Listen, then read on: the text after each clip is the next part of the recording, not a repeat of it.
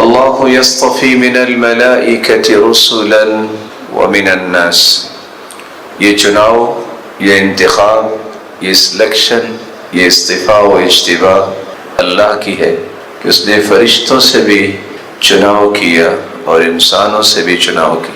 کروڑوں کی تعداد میں فرشتے ہیں، یہ کوئی مبالغے کی بات نہیں، حدیث کے الفاظ ہیں۔ جس طرح زمین والوں کے لیے بیت اللہ ہے، اس طرح ساتویں آسمان میں البیت المعمور ہے، جس میں ہر روز 70,000 فرشتے رب کی عبادت کے لیے جاتے ہیں، اور جو ایک مرتبہ چلا جاتا ہے قیامت تک دوبارہ اس کی باری نہیں آئے گی۔ لیکن ان کھربوں فرشتوں میں اللہ ذوالجلال نے انتخاب کیا، چناؤ کیا جبریل امین علیہ الصلاۃ والسلام، میکائیل علیہ الصلاۃ والسلام کا، اسرافیل علیہ الصلاۃ والسلام کا، اور قرآن مجید میں ملک الموت اور حدیث میں ملک الموت اور خازن کے الفاظ بھی قرآن و سنت میں موجود ہیں۔ تو یہ سلیکشن اللہ کی طرف سے ہے، باقی فرشتوں کا کوئی نام بھی نہیں جانتا۔ ہاں لوگ اسرائیل کا نام لیتے ہیں، لیکن اللہ ذوالجلال کے پیغمبر نے ہم تک جو بات پہنچائی ہے کہ ملک الموت، موت کا فرشتہ انسان کے پاس آتا ہے تو وہی روح قبض کر کے بقیہ فرشتوں کے حوالے کرتا ہے۔ انسانوں میں سے اللہ ذوالجلال نے 1,24,000 ہستیوں کو منتخب کیا، اور ان میں سے 315 ایسی ہستیاں تھیں جن کو رسول بنایا۔ رسول اس کو کہتے ہیں جو سابقہ نبوت کے پہلو کو ہی آگے جاری کرتا ہے، اور باقی سب ہستیوں کو انبیاء علیہم الصلاۃ والسلام کا لقب دیا۔ ان انبیاء علیہم الصلاۃ والسلام کا ساتھ دینے والوں کو حدیث نے حواریون کا اور قرآن نے حواریون کا لقب دیا ہے۔ یہ ہے وہ جو جان چھڑکنے والے ہیں، اور آخری پیغمبر محمد رسول اللہ صلی اللہ علیہ وآلہ وسلم کے امتیوں میں سے اللہ ذوالجلال نے انتخاب کیا تو آپ صلی اللہ علیہ وآلہ وسلم کے ساتھیوں کا اور صحابہ کرام کا انتخاب کیا۔ آج کے اس خطبے میں 3 باتیں میں آپ سے شیئر کرنے جا رہا ہوں۔ سب سے پہلی بات یہ ہے کہ دنیا میں آپ صلی اللہ علیہ وآلہ وسلم کے بعد چنیدہ ہستیاں کون ہیں، دوسری بات ان کے چناؤ کی وجہ کیا ہے، اور تیسری بات ان سے محبت کرنا ایمان کا حصہ کیوں ہے، اور ان سے آخر کیوں محبت کی جائے۔ چنیدہ ہستیاں صحابہ کرام رضی اللہ عنہم وارضاہم ہیں، اور ان کے چناؤ کی وجہ یہ ہے کہ اللہ ذوالجلال نے ان کو چناؤ کیا ہے۔ اللہ ذوالجلال نے انہیں منفرد ایمان سے نوازا ہے۔ قرآن مجید جو میری اور آپ کی رشد و ہدایت کے لیے اترا ہے، اس کو سب سے پہلے صحیح ترین انداز میں سنا، پڑھا، سمجھا، عمل کیا اور اس کو آگے پہنچایا تو انہی ہستیوں نے۔ اس لیے قرآن مجید میں اللہ ذوالجلال فرماتے ہیں الذین آتیناہم الکتاب یتلونہ حق تلاوتہ، وہ لوگ جن کو ہم نے کتاب عطا کی ہے وہ اس کی تلاوت کا اور اس کی پیروی کا حق ادا کرتے ہیں، یہی لوگ اصل میں ایمان والے ہیں۔ وہ کون سے لوگ ہیں؟ قتادہ ابن دعامہ السدوسی بیان کرتے ہیں ہم اصحاب محمد صلی اللہ علیہ وسلم، اس آیت سے مراد رسول اللہ صلی اللہ علیہ وآلہ وسلم کے صحابہ ہیں۔ آمنوا بکتاب اللہ وعملوا بما فیہ، اس کتاب پر سب سے پہلے ایمان لانے والے یہی لوگ تھے، اور پھر اس ایمان کی روشنی میں سب سے پہلے عملی رویوں کو پیش کرنے والے یہی لوگ تھے، اپنی زندگی کے زاویوں کو اس قرآن کی روشنی میں ڈھالنے والے یہی لوگ تھے۔ یہی وجہ ہے کہ اللہ عزوجلال نے جب ان کے ایمان کو پسند کیا، ان کے عمل کو پسند کیا، تو یہ اعلان بھی کر دیا اولئک حزب اللہ، یہ گروہ، یہ جماعت عام لوگ نہیں ہیں، یہ تو اللہ کی جماعت ہے، یہ تو اللہ کا گروہ ہے۔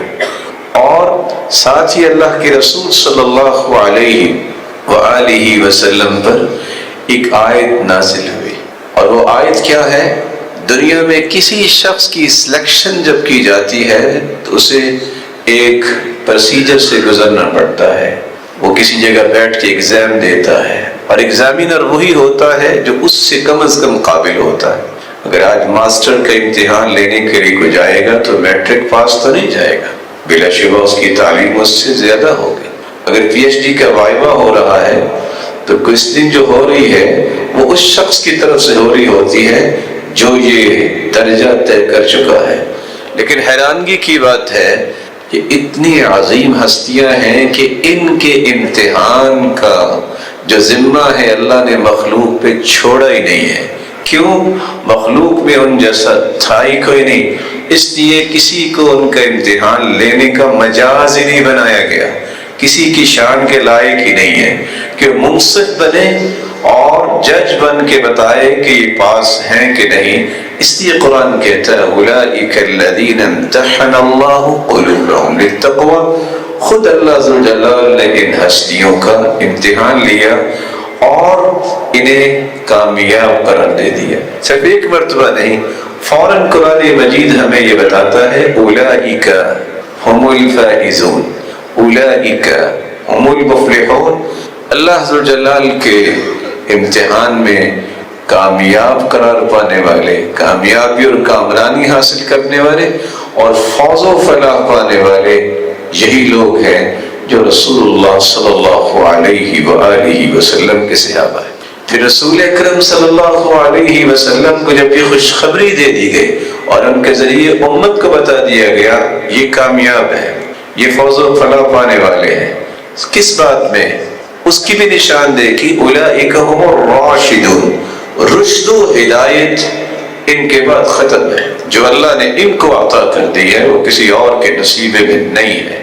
اس لیے آپ نے رشد و ہدایت میں اگر کامیابی حاصل کرنی ہوگی تو تمہیں ان جیسا ایمان بنانا ہوگا۔ فَإِنْ آمَنُوا بِمِثْلِ مَا آمَنْتُمْ بِهِ فَقَدِ اهْتَدَوْا، اگر تمہارا ایمان ان جیسا ہوگا تو تم فلاح پا جاؤ گے۔ اور جس طرح اگر کوئی لوگ ان جیسا ایمان بنائے تو فلاح پائیں گے، ہدایت یافتہ ہوں گے۔ تم بھی اگر کامیابی کی تمنا رکھتے ہو تو یہ تمنا اس وقت تک پوری نہیں ہوگی جب تک ان صحابہ جیسا ایمان نہیں ہوگا۔ حیرانگی کی بات ہے کہ اللہ عز و جلال نے اتنی چیزیں بیان کرنے کے بعد ایک ایسی ڈگری بھی جاری کر دی جس کے بعد عظمت پہ بات کرنے کی گنجائش باقی نہیں رہتی۔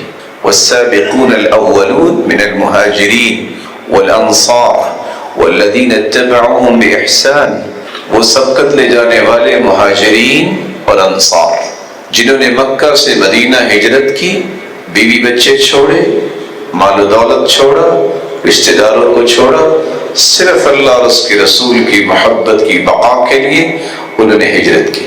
اور وہ انصار جنہوں نے انہیں ویلکم کیا بلکہ اعلان کر دیا، جیسا کہ صحیح بخاری روایت کرتی ہے، صحابی جس کو اللہ کے رسول صلی اللہ علیہ وسلم نے عبد الرحمن ابن عوف رضی اللہ تعالیٰ عنہ کا بھائی بنا دیا، تو کہتے ہیں علمت الانصار انی اکثرهم مالا، جانتے ہیں مدینے والے کہ میں سب سے زیادہ مالدار ہوں، چونکہ اللہ کے رسول صلی اللہ علیہ وسلم نے مجھے بھائی بنایا ہے عبد الرحمن بن عوف کا، تو میں سب کے سامنے اعلان کرتا ہوں میرا جتنا مال ہے آج کے بعد آدھا مال اس میرے مہاجر بھائی کا ہے، اور میری 2 بیویاں ہیں جس سے یہ چاہتے ہیں شادی کرنا میں طلاق دے دیتا ہوں، عدت کے بعد یہ ان سے نکاح کر لے۔ یہ مثال کتابوں میں تو لکھی ہے لیکن 1400 سال گزر گئے، زمانہ 100 سال کی 14 کروٹیں لے چکا ہے، نہ دنیا میں یہ مثال کو پیش کر سکا ہے، نہ قیامت کی دیواروں تک یہ مثال کو پیش کرنے کے قابل ہے۔ اس لیے اللہ عز و جلال نے جہاں ان کی بات کی ہے تو وہاں کیا فرمایا؟ سبقت لے جانے والے مہاجر اور انصار اور جو ان کے بعد آنے والے صحابہ ہیں، یہ وہ لوگ ہیں رضی اللہ عنہم ورضوا عنہ، چونکہ اللہ عز و جلال کی توحید اللہ ذوالجلال کی ربوبیت اور اللہ ذوالجلال کی وحدانیت پر یہ راضی ہوئے، ان کے فیصلوں پر، تو اللہ ذوالجلال ان پر راضی ہوئے۔ آپ سورۃ التوبہ کو کھولیں گے، یہ سورۃ التوبہ ہے، آیت کا نمبر بھی 100 ہے۔ اللہ ذوالجلال نے تو جس آیت میں اعلان کیا اس کا اتفاق دیکھیے کہ نمبر بھی 100 ہے۔ جن کو اللہ ذوالجلال نے کامیابی دی ہے تو وہ بھی 100%۔ اور ساتھ ہی سورۃ توبہ میں آیت آئی ہے، آج روئے زمین پر جو شخص ان ہستیوں کے بارے میں راضی نہیں، جبکہ اللہ راضی ہے اور اعلان کر دیا ہے قرآن میں، اسے توبہ کرنی چاہیے اور اس سے بھی ان کے ایمان پر اور ان ہستیوں پر اور ان کے منہج پر راضی ہونا چاہیے۔ بلکہ آپ صلی اللہ علیہ وآلہ وسلم کو یہ خوشخبری سنائی گئی، صرف اللہ ذوالجلال راضی نہیں بلکہ وَكُلًّا وَعَدَ اللَّهُ الْحُسْنَى، اللہ نے تمام صحابہ سے جنت کا وعدہ کیا ہے اور اللہ کے وعدے سچے ہیں۔ وَمَنْ أَصْدَقُ مِنَ اللَّهِ حَدِيثًا، بعد میں اللہ سے بڑھ کے کون سچا ہو سکتا ہے؟ إِنَّهُ كَانَ وَعْدُهُ مَأْتِيًّا، اللہ کے وعدے تو پورے ہوئے ہیں۔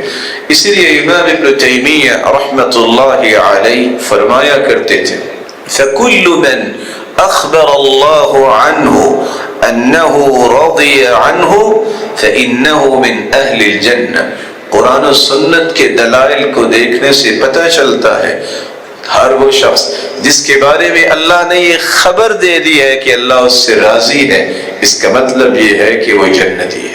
رسول اللہ صلی اللہ علیہ وآلہ وسلم کے صحابہ چنیدہ کیوں ہیں؟ یہ منتخب ہستیاں کیوں ہیں؟ کیونکہ ان کا تزکیہ اللہ نے بیان کیا ہے۔ صرف اللہ ذوالجلال نے ہی ان کا تزکیہ نہیں کیا، خود رسول اللہ صلی اللہ علیہ وآلہ وسلم نے بھی یہ اعلان کیا، خیرکم قرنی ثم الذین یلونہم ثم الذین یلونہم۔ لوگوں، دنیا میں قیامت تک آنے والی انسانیت میں سب سے بہترین صحابہ ہیں، پھر تابعین ہیں، پھر تبع تابعین ہیں، اور ان کے بعد جو ان کے مشن کو لے کے آگے چلنے والے ہیں۔ رسول اللہ صلی اللہ علیہ وآلہ وسلم نے ہی تزکیہ بیان نہیں کیا، بلکہ سیدنا عبداللہ ابن مسعود رضی اللہ تعالی عنہ بیان کرتے ہیں، ان اللہ نظر فی قلوب العباد فوجد قلب محمد خیر قلوب العباد۔ اللہ ذوالجلال نے جب کائنات کو پیدا کرنا تھا، سلسلہ صحیحہ کی روایت ہے، قیامت تک آنے والی انسانیت کی روحوں کو میدان عرفات میں بکھیر دیا۔ پہلے تو وعدہ لیا، الست بربکم، کیا میں تمہارا رب نہیں؟ قالوا بلا، سب نے بیک زبان کہا کہ ہاں آپ ہمارے رب ہیں۔ تو اللہ ذوالجلال نے کائنات کے دلوں کو جھانکا تو سب سے خوبصورت دل پایا تو محمد مصطفیٰ صلی اللہ علیہ وسلم کا پایا، فاصطفاہ لنفسہ وابتعثہ برسالتہ۔ اللہ ذوالجلال نے اس ہستی کا چناؤ کیا اور انہیں سرتاج رسل بنا دیا۔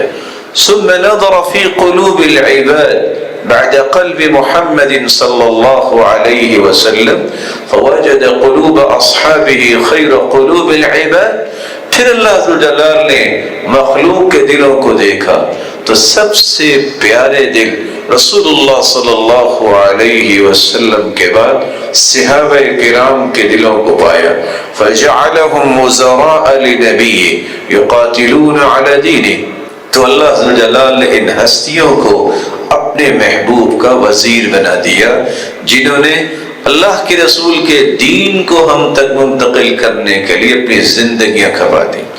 یہ وہ ہستیاں ہیں جن کے بارے میں رسول اللہ صلی اللہ علیہ وآلہ وسلم نے ہی تزکیہ پیش نہیں کیا، بلکہ آپ صلی اللہ علیہ وسلم نے خوشخبری سنائی کہ جب تک روئے زمین پر ایک بھی صحابی رہے گا اس وقت تک خیر اور بھلائی زمین پر رہے گی۔ لا تزالون بخیر۔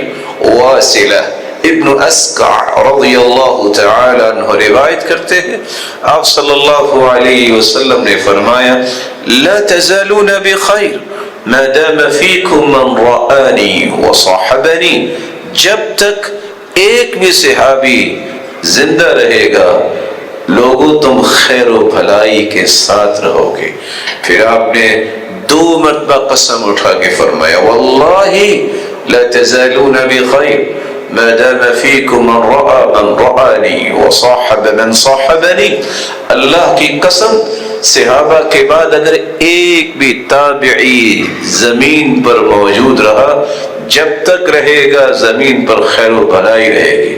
پھر آپ نے قسم اٹھائی والذی نفسی بیدی لا تزالون بخیر ما دام فیکم من رأى من رآنی وصاحب من صاحب من صاحبنی۔ جب تک ایک بھی تبع تابعی زمین پہ موجود ہوگا، اللہ کی قسم اے لوگوں اس وقت تک زمین میں خیر و بھلائی رہے گی۔ بلکہ صرف یہی نہیں، آپ صلی اللہ علیہ وسلم نے ان کو چنیدہ کیوں کہا؟ کیونکہ ان کے بارے میں یہ خوشخبری بھی سنائی، ایک ایسا وقت آئے گا کسی ایک صحابی کی وجہ سے مسلمانوں کو فتح ملے گی۔ صحابی روایت کرتے ہیں یأتی علی الناس زمان، ایک ایسا وقت آئے گا یغزو فئام من الناس، لوگ جہاد کے لیے نکلیں گے، صفے بنیں گے، مخالف دشمن آواز دے گا افیکم من صاحب النبی، کیا مسلمانوں کے لشکر میں کوئی صحابی تو نہیں ہے؟ فیقولون نعم، مسلمان جواب دیں گے ہاں ایک صحابی موجود ہے۔ فیفتح لهم، اسی آواز کو سننے کی دیر ہوگی کہ مسلمانوں کو فتح ملے گی اور کافر جو ہے وہ دوڑ جائیں گے۔ پھر رسول اللہ صلی اللہ علیہ وسلم نے فرمایا پھر دوبارہ جو ہے جنگ ہوگی، پھر وہ پوچھیں گے افیکم من صاحب رسول اللہ، کوئی تابعی تو اس لشکر میں نہیں ہے؟ جواب ملے گا تابعی ہے۔ جو ہی جواب ملے گا وہ دوڑ جائیں گے، اللہ مسلمانوں کو فتح یاب کریں گے۔ پھر جنگ ہوگی اور لوگ سوال کریں گے افیکم من صاحب رسول اللہ صلی اللہ علیہ وسلم، کوئی ہے جو صحابی کے بعد تابعی کوئی موجود ہے، تبع تابعی موجود ہے لشکر میں؟ جب ان سے کہا جائے گا کہ ہاں، تو صرف بتانے پر ہی اللہ جلال ایسا رعب ڈالیں گے ان کے دلوں میں کہ کافر شکست کھائیں گے اور مسلمانوں کو فتح نصیب ہو۔ بلکہ آپ صلی اللہ علیہ وسلم نے ایک مثال سے سمجھایا، یہ ستارے رات کو چمکتے ہم دیکھتے ہیں، آپ نے فرمایا تھا جب تک ستارے موجود ہیں آسمان کھڑا ہے، جب ستارے جھڑ جائیں گے تو یاد رکھنا آسمان بھی نہیں رہے گا، قیامت جب آئے گی۔ اسی طرح فرمایا وَأَنَا أَمَنَةٌ لِأَصْحَابِي، میں موجود ہوں نا، جب تک میں موجود ہوں صحابہ کرام فتنوں سے محفوظ رہیں گے، جب میں چلا جاؤں گا تو بہت سارے فتنوں کا ظہور ہوگا۔ پھر آپ نے فرمایا وَأَصْحَابِي أَمَنَةٌ لِأُمَّتِي، میری امت کے لیے امن اور استحکام کی بقا صحابہ کرام کا وجود ہے۔ جب صحابہ کرام نہیں ہوں گے پھر میری امت کو وہ حالات پیش ہوں گے جس کے بارے میں وضاحت کر چکا ہوں، قتل و غارت عام ہوگی، حرام خوری عام ہوگی، اور جو فتنوں کو اللہ کے رسول نے بیان کیا ہے وہ سارے کے سارے فتنے زمین پہ آئیں گے۔ کتنے فتنے ہوں گے؟ کہ وقع القطر، جس طرح بارش کے قطروں کو آپ شمار نہیں کر سکتے، اس طرح زمین پہ فتنے آئیں گے۔ اور کیسے فتنے ہوں گے؟ ینسی تالیہ ماضیہ، ایک فتنہ آئے گا لوگ کہیں گے ہذہ مہلکتی، میں تو مارا گیا اس فتنے میں، اگلے دن ایک نیا فتنہ آئے گا، اس کو لوگ بھول جائیں گے کہ نیا فتنہ اس سے بھی بڑا آئے گا۔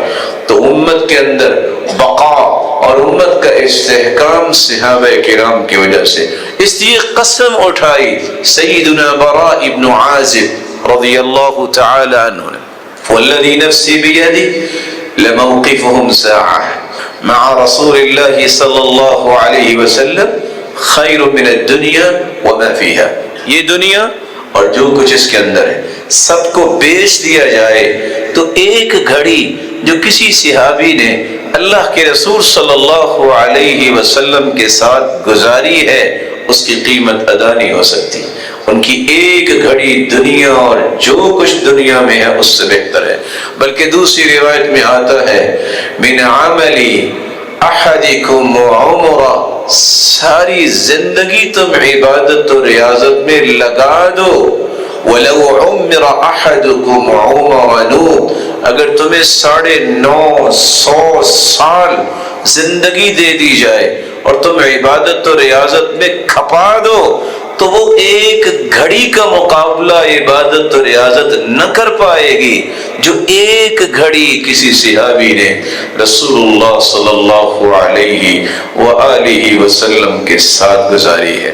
یہ وہ ہستیاں ہیں جن کا تذکرہ صرف قرآن میں نہیں ہے بلکہ ان کا تذکرہ تو اللہ نے پہلی کتابوں میں بھی کر دیا، ان کا تذکرہ تورات میں بھی ہے، ان کا تذکرہ انجیل میں ہے، کیونکہ قرآن گواہی دیتا ہے سیماہم فی وجوہہم من اثر السجود، ان کے سجدوں کی وجہ سے ان کے چہروں پہ نشان ہیں، ان کی پیشانیوں پہ نشان ہیں سجدوں کی وجہ سے۔ اور کہاں ان کا تذکرہ آیا ہے؟ سیماہم فی وجوہہم من اثر السجود ذالک مثلہم فی التوراۃ ومثلہم فی الانجیل، ان کا تذکرہ انجیل میں بھی ہے اور ان کا تذکرہ تورات میں بھی ہے۔ اس لیے عبداللہ ابن عباس رضی اللہ تعالی عنہ فرمایا کرتے تھے قل الحمد للہ، کہہ دیجئے ساری تعریفی اللہ کے لیے ہے، وسلام علی عبادہ الذین اصطفى، اور اللہ ذو الجلال کی طرف سے سلامتی ہے ان ہستیوں پر جن کو اللہ نے چن لیا۔ الذین اصطفى، کن کو اللہ نے چنا ہے؟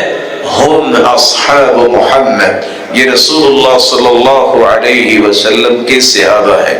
اور امام احمد بن حنبل رحمہم اللہ، امام احمد بن حنبل امام اہل سنت والجماعہ فرماتے ہیں تمام اللہ رحمت کی برکھا برسائے، ومعاویہ وابو موسیٰ الاشعری وعمر بن العاص ومغیرہ ابن شعبہ رضی اللہ عنہم ورضوا عنہ، یہ وہ ہستیاں ہیں وصفہم اللہ فی کتابہ، ان کے بارے میں اللہ نے قرآن اتارا کیا؟ سیماہم فی وجوہہم من اثر السجود، سجود کی وجہ سے ان کی پیشانیوں پہ نشانات ہیں، اور ان کا تذکرہ انجیل میں بھی ہے اور تورات میں بھی ہے۔ یہ وہ پہلی ہستیاں ہیں جنہوں نے اللہ کے رسول سے خوشخبریاں حاصل کی۔ حدیث کے الفاظ نضر اللہ امرأ سمع منا حدیثا فوعاہ وأداہ کما سمعہ، جس شخص نے ایک حدیث سنی، اور دوسری روایت میں آتا ہے شیئا، کسی حدیث کا ایک حصہ سنا، یاد کیا، پھر اسے اسی طرح آگے پہنچایا جس طرح اللہ کی رسول صلی اللہ علیہ وسلم کی حدیث کو سنا۔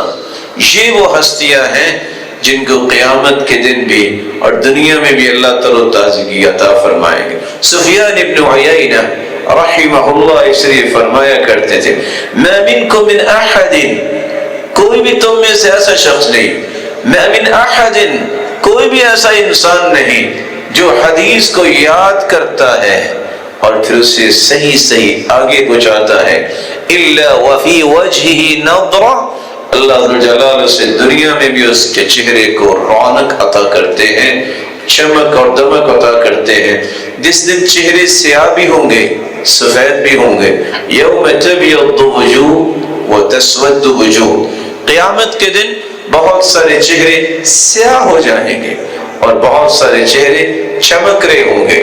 عبداللہ ابن عباس رضی اللہ تعالی عنہ فرماتے ہیں یوم تبیض وجوہ ای وجوہ اہل السنت والجماعہ، جنہوں نے سنت کے مطابق زندگی گزاری اور سب سے پہلے سنت کے مطابق زندگی گزارنے والے صحابہ کرام، ان کے چہرے قیامت کو بھی چمک رہے ہوں گے کیونکہ ان کو اللہ کے پیارے پیغمبر نے خوشخبری سنائی، طوبی لمن رآنی وآمن بی، لوگوں سب سے پہلے قیامت کے دن انبیاء اور رسل کے بعد جن کو اگر اتنی بڑی جنت عطا کی جائے گی کہ 100 سال تک گھوڑا دوڑتا رہے تو اس جگہ کو کراس نہیں کر سکتا، جیسے کہ طوبہ کا درخت ہے، اس جنت کے وارث اگر سب سے پہلے ہوں گے انبیاء اور رسل کے بعد تو وہ صحابہ کرام ہیں۔ اس لیے اللہ کے رسول صلی اللہ علیہ وآلہ وسلم پر قرآن نازل ہوا، یہ ہے انسانیت کے لیے رول ماڈل۔ اور عبداللہ ابن مسعود رضی اللہ تعالی عنہ، عبداللہ ابن عمر رضی اللہ تعالی عنہ فرمایا کرتے تھے کسی نے اگر زندگی کو درست کرنا ہے تو صحابہ کرام کی زندگی جیسی اپنی زندگی بنائے۔ کیوں بلا؟ ہم خیر هذه الامہ، کیونکہ اس امت میں سب سے بہترین یہی لوگ تھے۔ ابرها قلوبا، اللہ نے ان جیسے دل کسی کو عطائے ہی نہیں۔ واعمقها علما، ان جیسا علم کسی کے نصیب میں ہوا ہی نہیں۔ واحسنها حالا، ان جیسی خوبصورت زندگی اللہ نے کسی کو عطا کی ہی نہیں۔ اور ساتھ فرمایا واقومهم هادیا، بالکل صراط مستقیم پر، زیادہ حق پر گامزن ہونے والی منفرد اگر جماعت تھی تو وہ صحابہ کرام رضی اللہ عنہم وارضاہم کی جماعت تھی۔ تو پہلا نقطہ یہ تھا کہ چنیدہ ہستیاں کون ہیں؟ انبیاء اور رسل کے بعد صحابہ کرام ہیں۔ اور پھر ان کو اللہ نے چنا کیوں؟ جس کی 10 وجوہات آپ نے سنی ہیں کہ جن کو اللہ نے چن لیا ہے، کسی کو اس میں اختلاف کیوں ہے؟ جس شخص کو یہ چناؤ پسند نہیں، یاد رکھنا اللہ ذوالجلال کو اس کا ایمان کیسے پسند آئے گا۔ اب رسول اللہ صلی اللہ علیہ وآلہ وسلم کے صحابہ جو چنیدہ ہستیاں ہیں، ان کے ساتھ محبت کرنا میرا ایمان ہے۔ کیوں میرا ایمان ہے؟ کیونکہ رسول اللہ صلی اللہ علیہ وسلم کا فرمان ہے، الانصار لا يحبهم اللہ لا يحبهم الا مؤمن، انصار سے صرف محبت مومن کرتا ہے۔ ولا يبغضهم الا منافق، ان سے نفرت منافق کرتا ہے۔ آپ کھولیے صحیح مسلم کو، رسول اللہ صلی اللہ علیہ وسلم کے اس فرمان کو پڑھیے، بلکہ دوسری روایت میں قسم اٹھائی، اللہ کی قسم، جو ان صحابہ سے محبت کرتا ہے اور زندگی کے آخری دم تک محبت کرتا ہے، حتی لقی اللہ الا لقی اللہ وهو يحبه، جب قیامت کو اللہ کے پاس جائے گا تو اس محبت کے نتیجے میں اللہ ذوالجلال اس سے محبت کریں گے۔ ساتھ پھر قسم اٹھائی، اللہ کی قسم جو ان ہستیوں سے نفرت کرتا ہے، حتی لقی اللہ الا لقی اللہ وهو يبغضه، اگر وہ توبہ نہیں کرتا، اسی حالت میں دنیا سے چلا جاتا ہے، اللہ کی قسم جب یہ اللہ کے پاس جائے گا تو اللہ ذوالجلال کے ہاں یہ شخص بھی قابل نفرت ہوگا جو صحابہ سے نفرت کرتا۔ سیدنا حسن بصری رحمۃ اللہ علیہ، جب ان سے سوال کیا گیا حب ابی بکر و عمر سنہ، کیا ابو بکر صدیق رضی اللہ تعالی عنہ اور عمر رضی اللہ تعالی عنہ کی محبت سنت ہے؟ قال لا بل فریضہ، نہیں یہ صرف سنت ہی نہیں بلکہ فرض ہے۔ اس لیے امام مالک رحمۃ اللہ علیہ کہا کرتے تھے كانوا يعلمون اولادهم حب ابی بکر وعمر كما يعلمون اولادهم السورة۔ صحابہ کرام، تابعین کا یہ طریقہ تھا، تبع تابعین کا کیا طریقہ تھا کہ وہ سیدنا ابو بکر و عمر کی محبت اپنے بچوں کے دلوں میں اسی طرح ڈالتے، انہیں سکھاتے جس طرح قرآن کی سورت سکھایا کرتے تھے۔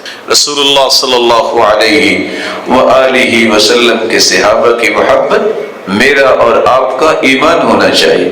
اس کا سبب کیا ہے؟ کیونکہ اللہ ذوالجلال نے سب سے پہلے مومن ان کو بنایا۔ رسول اللہ صلی اللہ علیہ وآلہ وسلم کے صحابہ کے بارے میں سیدنا امام عبداللہ ابن المبارک نے عجیب بات کہہ دی۔ وہ کہا کرتے تھے خصلتان من كانت فيه، جس شخص کو 2 خصلتیں نصیب ہو گئیں یہ شخص دنیا اور آخرت میں نجات پا جائے گا، الصدق وحب اصحاب رسول اللہ، ایک زبان کا سچا ہو اور ایک اس کے دل میں رسول اللہ صلی اللہ علیہ وسلم کے صحابہ کی سچی محبت ہے۔ میں اس شخص کی بات کر رہا ہوں جو اس قدر اللہ کے ہاں نیک ہوگا کہ ابن حبیرہ نقل کرتے ہیں مغرب کی اذان ہوئی، نماز پڑھی، ذکر کیا، اس شخص نے سجدہ کیا اور اس وقت تک سر نہیں اٹھایا جب تک کہ عشاء کی اذان نہیں ہو گئی۔ میں اس شخص کی بات کر رہا ہوں جس شخص کو اللہ ذوالجلال نے کیا کمال عطا کیا تھا جب یہ شخص سفر پہ نکلتا جہاد کے لیے اور علم سکھانے کے لیے، تو عبداللہ ابن المبارک رحمہ اللہ رحمۃ واسعہ صرف جہاد نہیں کرتے تھے، صرف علم نہیں سکھاتے تھے، انسانیت کو اللہ کے ساتھ جوڑنے کے وہ رویے پیش کرتے کہ آج انسانیت ششدر رہ جاتی ہے کہ کیسا انسان تھا۔ سب کو تیار کرتے حج کے لیے، جتنے لوگ تیار ہوتے مکہ سے بھی وہ خرچ دیتے عبداللہ ابن المبارک کو، مکہ سے بھی کہتے کیا خریدنا ہے، سب کچھ خرید کے دیتے، مدینہ سے بھی کیا کیا خریدنا ہے اپنے بچوں اور اپنے اہل و عیال کو، سب کچھ خرید کے دیتے، واپس آ کے دعوت کرتے اور کہتے یہ تھی آپ کی امانتیں جو آپ نے مجھے جمع کروائی، رہا وہ خرید و فروخت تو میری طرف سے آپ اپنے بچوں کو ہدیہ پیش کرتے۔ کس طرح امام عبداللہ ابن المبارک جا رہے ہیں، دیکھا کہ شاگرد موجود نہیں ہے، لوگوں نے کہا جیل میں ہے، قرض دینا تھا تو جیل ہو گئی، خود قرض ادا کیا، لیکن ساتھ یہ کہا میرا نام نہ لینا۔ وہ شخص آیا اور آ کے پوچھتا ہے کس نے قرض ادا کیا، کسی کو کچھ پتہ نہیں، استاد سے ملے، پوچھا بیٹا کہاں تھے، کہا جیل میں تھا، تو کیسے آئے، کہا کسی نے قرض ادا کر دیا، کہا اللہ کے سامنے سجدہ ریز ہو جائیے، اس کی تعریف کیجئے جس نے لوگوں کے دلوں میں آپ کی محبت ڈالی، اور اس کے لیے بھی دعا کر دیجئے۔ بعد میں پتہ چلا ان کی وفات کے بعد کہ یہ قرض دینے والے عبداللہ بن مبارک ہیں۔ بشر بن حارث اس لیے کہا کرتے تھے اوثق عملی فی قلبی حب اصحاب رسول اللہ، سب سے مضبوط ترین عمل میرا جو ہے میرے دل کا وہ یہ ہے کہ اس میں اللہ اور اس کے رسول کے بعد سب سے زیادہ محبت صحابہ کرام کی محبت۔ یہ کون ہے بشر بن حارث؟ جسٹس جج بیٹھا ہوا ہے، ایک عورت آتی ہے سوال کرتی ہے، کچھ پتہ نہیں ہے کون عورت ہے، کس طرح مومنہ عورت باپردہ آتی ہے سوال لے کر کہ میں ایک مجبور عورت ہوں۔ کیسی مجبوری ہے؟ سر پہ خامد نہیں ہے، اور میں اپنے بچوں کے لیے محنت کیسے کرتی ہوں، رات جو سرکار نے لائٹ کا بندوبست کیا ہوتا میں اس روشنی میں چرخہ چلاتی ہوں، تو کیا یہ لائٹ تو میری نہیں ہے، اس روشنی میں یہ کام کر کے بچے پالتی ہوں، کہیں یہ حرام تو نہیں ہے؟ یہ بات سن کر فیصلہ سنانے والا زارو قطار رونے لگ گیا کہ یہ کون ہے، یہ کیا سوال ہو رہا ہے؟ پتہ چلا یہ بشر بن حارث کی بہن ہے اور پورا خاندان ہی ایسا ہے۔ یہ وہ لوگ تھے جنہوں نے کہا کہ اوثق عملی، سب سے بڑا عمل جو اللہ اور اس کے رسول کی محبت کے بعد میرے دل میں ہے وہ صحابہ کی محبت۔ فضیل بن عیاض جو دعا کرتے تھے یا اللہ میرے بیٹے علی کو مجھ سے بھی زیادہ نیک بنا، جب وہ تہجد کے لیے اٹھے تو بیٹا پہلے سجدے میں پڑا تھا، اللہ کا شکر ادا کیا۔ یہ وہی بیٹا جب بازار میں بیٹھتا ہے، اور یہ میرے اور آپ کے لیے ایک بہت بڑا ایک سوالیہ نشان ہے، کس طرح وہ ترازو کو کپڑے سے صاف کر رہا ہے۔ پوچھا کیا ہوا، کہا گرد اڑی تھی اور ترازو میں آئی ہے، تو میں نے وزن کر کے دینا، اگر گرد کا بھی وزن 7 ہو گیا تو میں قیامت کو حساب کیسے دوں گا۔ یہ وہ ہستیاں ہیں جن کے بارے میں میرا اور آپ کا عقیدہ ہے، اور عقیدہ رہنا چاہیے۔ نحب اصحاب رسول اللہ صلی اللہ علیہ وسلم، ہم تمام صحابہ سے محبت کرتے ہیں، جیسا کہ امام طحاوی نے نقل کی۔ ولا نفرط في حب احد منهم، ہم کسی بھی صحابی کی محبت میں غلو نہیں کرتے۔ ولا نتبرأ من احد منهم، نہ کسی بھی صحابی کے بارے میں تبرہ کرتے۔ ساتھ امام طحاوی فرماتے ہیں وَنُبْغِضُ مَن يُبْغِضُهُمْ، ہمارا عقیدہ کیا ہے، جو صحابہ کو کے ساتھ بغض رکھتا ہے وہ ہمارے نزدیک قابل نفرت ہے۔ وَبِغَيْرِ الْحَقِّ يَذْكُرُهُمْ، اور جو حق اور خیر کے ساتھ صحابہ کا تذکر نہیں کرتا اس کے بارے میں کبھی بھی ہمارے دل میں محبت نہیں ہے۔ کیوں؟ ساتھ وہ نقل کرتے ہیں وَلَا نَذْكُرُهُمْ إِلَّا بِخَيْرٍ، ہمارا ایمان کیا ہے، جن سے اللہ راضی، جن کے ساتھ جنت کا وعدہ، ان کا تذکرہ صرف خیر اور بھلائی کے ساتھ ہی ہم کریں گے۔ ساتھ انہوں نے دو چیزیں بیان کی، حبہم ایمان، دین و ایمان و احسان۔ ان ہستیوں سے محبت کرنا دین ہے، ایمان ہے، بلکہ ایمان کے ایکسیلنس درجہ احسان ہے۔ وبغضهم کفر و نفاق و طغیان، اور ان ہستیوں سے نفرت کرنا کفر ہے، نفاق ہے اور طغیانی ہے۔ رسول اللہ صلی اللہ علیہ وآلہ وسلم کے صحابہ ان سے محبت آخر کیوں کرتے ہیں؟ سب سے پہلے مومن صحابہ، میرے اور آپ صلی اللہ علیہ وآلہ وسلم اور پوری انسانیت کے درمیان واسطہ اگر کوئی ہے تو وہ صحابہ۔ نبی کے بعد کون تھے دین کو لے کے چلنے والے؟ صحابہ۔ سب سے پہلے جنہوں نے قربانیاں پیش کی وہ تھے صحابہ، جنہوں نے بیوی بچے چھوڑے، مال و دولت چھوڑا، ہجرت کی، وہ سب سے پہلے کون تھے؟ وہ تھے صحابہ۔ وہ کون سے لوگ تھے جنہوں نے قرآن اور حدیث کو عملی شکل میں دنیا کے سامنے پیش کیا؟ وہ تھے صحابہ۔ اللہ عز و جلال مجھے اور آپ کو ان کی سچی محبت نصیب فرمائے اور قیامت کو انہی کا ساتھ نصیب فرمائے۔ وآخر دعوانا